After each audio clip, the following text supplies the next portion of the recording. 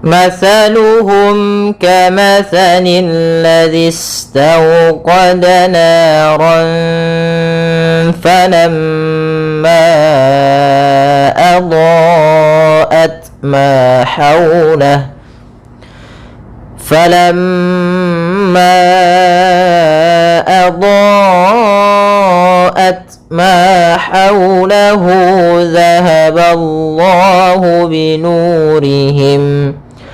ذهب الله بنورهم وتركهم في ظلمات لا يبصرون. Pada bacaan mathaluhum, di sini ada huruf tha. As-tha makhrajnya yaitu dari ujung lidah kita, ujung lidah menempel dengan gigi seri atas. Sehingga ketika pelafalan tha, jangan sampai kita melafalkannya dengan masaluhum dengan huruf sin. Hati-hati, sering terjadi ya, yang kesalahan adalah mengganti huruf tha dengan huruf sin sehingga dibaca masaluhum. Tidak, tapi dia tha. Masaluhum, masaluhum. Kemudian di sini ada mim mati bertemu dengan huruf kaf, maka kita namakan dengan izhar syafawi. Izhar syafawi, yaitu suara mimnya harus jelas dan tidak boleh ditahan. Mathaluhum kamathali. Sama di sini tha jangan dibaca dengan sin.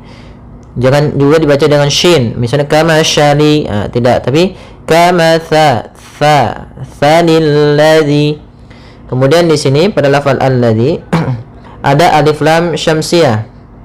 Alif lam syamsiyah, yaitu alif lam yang ditulis tapi tidak dibaca alif lamnya sehingga langsung ke huruf lam yang ketiga, yaitu lam yang ditasydidkan. Maka di sini ada lam yang berharokat tasydid.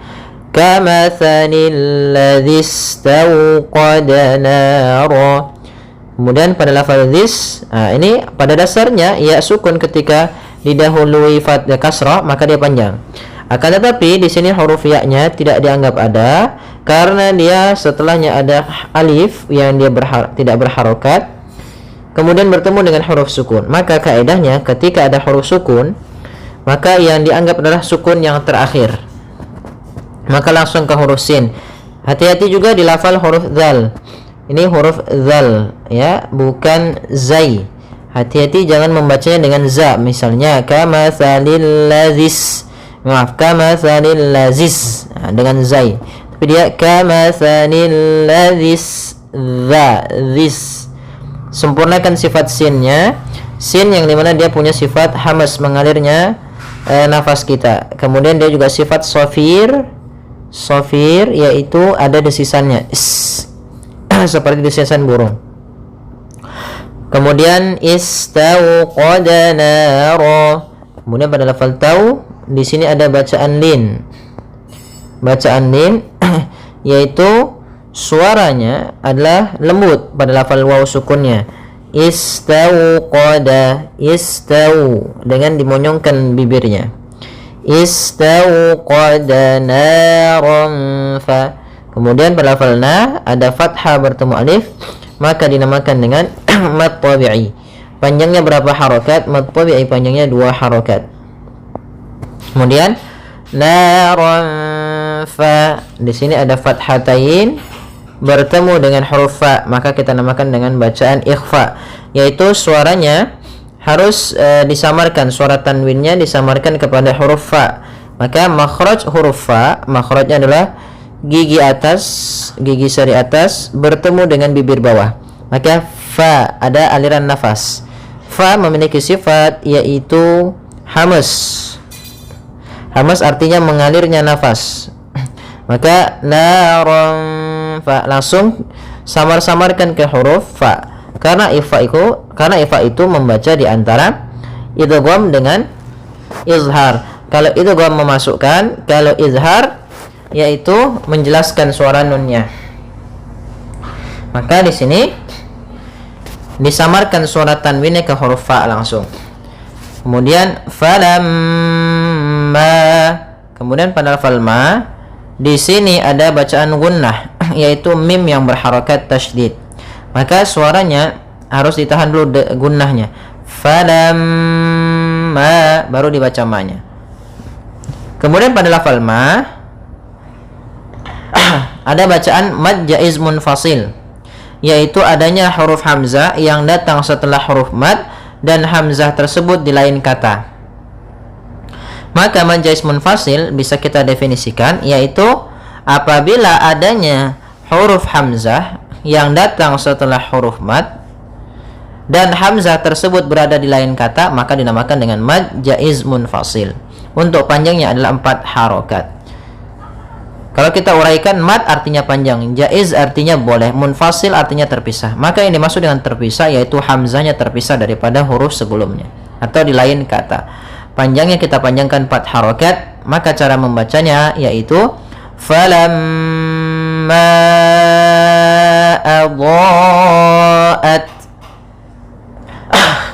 Kemudian pada lafal dha, di sini ada hukum tajwid berupa mad wajib muttasil. Nah, apa bedanya ini dengan yang sebelumnya? Yaitu bedanya adalah di huruf hamzahnya. Kita lihat di huruf hamzah, hamzahnya berada dalam satu kata yaitu kata adha'at. Sehingga dinamakan dengan wajib karena ini memang wajib kita panjangkan sepanjang 4 harokat atau ada yang mengatakan 5 harokat. Kedua-duanya kuat. Ya, muttasil artinya yaitu hamzahnya bersambung. Sehingga panjangnya kita panjangkan dulu cara membacanya yaitu adha'at. Panjangkan dulu dha-nya baru ke a. Kemudian pada lafal ta at di sini ta memiliki sifat hamas. Tapi jangan banyak-banyak, jangan ats tidak, tapi at sedikit aja. Sedikit. Sambil mengeluarkan sifat aliran nafasnya. Karena dia sifatnya hamas. Kemudian ma ada mad tabi'i yaitu adanya fathah bertemu dengan alif, panjangnya 2 harakat. Haulahu, kemudian haula ha kecil bertemu dengan huruf waw sukun, maka di sini kita namakan dengan bacaan lin, bacaan yang lembut. Kemudian haulahu pada lafal hu ada mad silah qasirah yaitu panjang madnya dibaca dengan 2 harakat karena di sini silah artinya dengan mensilahkan, menyambungkan hak dhamirnya. Qasirah berarti pendek. Nah, mad silah qasirah terjadi ketika ada hanya dhamir bertemu dengan huruf waw kecil di sini, ditandai dengan waw kecil. Maka panjangnya 2 harakat. Kemudian zahaballahu binurihim. Pada lafaz zahaballah, zal ini bukan dibaca zahaba tapi za. Kemudian pada lafal Allah, lamnya tebal. Ini lafal lam tafkhim, yaitu ba-nya tipis, ballah ya. Zahaba baru ke Allah. Zahaballahu binurihim. Pada lafal Allah 2 harakat. Kemudian binurihim pada lafal nu yaitu ada bacaan mad tabi'i. Panjangnya 2 harakat yaitu ditandai dengan ada waw sukun didahului dengan huruf dhammah. Nurihim 2 harakat. Kemudian izhar syafawi pada huruf mim yaitu izhar syafawi. Jelas bacaannya. Syafawi artinya dia dari kata syafah yaitu bibir. Maka ketika ada mim mati bertemu dengan seluruh huruf hijaiyah seperti juga wa tarakahum fi, ini mim mati bertemu waw, ini mim mati bertemu fa, maka dinamakan dengan izhar syafawi. Panjangnya berapa harakat? Maaf. Bagaimana cara membacanya? Yaitu suara mimnya harus jelas. Binurihim wa tarakahum fi, tidak boleh ditahan. Kemudian taro orangnya tebal. Kemudian pada lafal fi ada mad tabi'i, ada fat, ada kasrah bertemu ya, 2 harakat.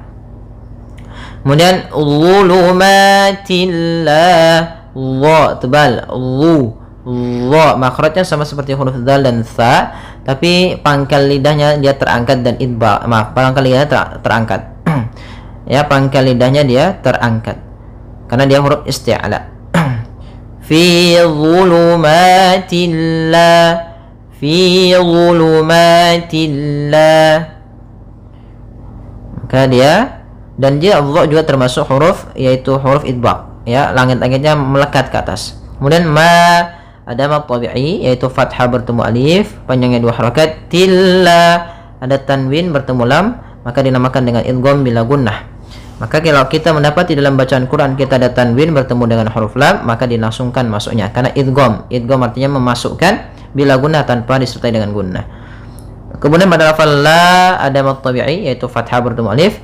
Yubsirun, yubsirun. Pada lafal qalqalah di sini ba-nya tidak boleh ada tambahan hamzah ketika qalqalah, misal yubsirun, tidak. Tapi ya yubsirun. Kemudian tidak boleh sakta juga atau berhenti.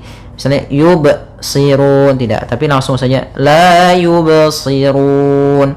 Kemudian pada lafaz run ada bacaan mad arid disukun, yaitu mad yang terjadi ketika akhir bacaan kita disebabkan karena adanya sukun arid. Baik, semoga bermanfaat. Jazakumullahu khairan.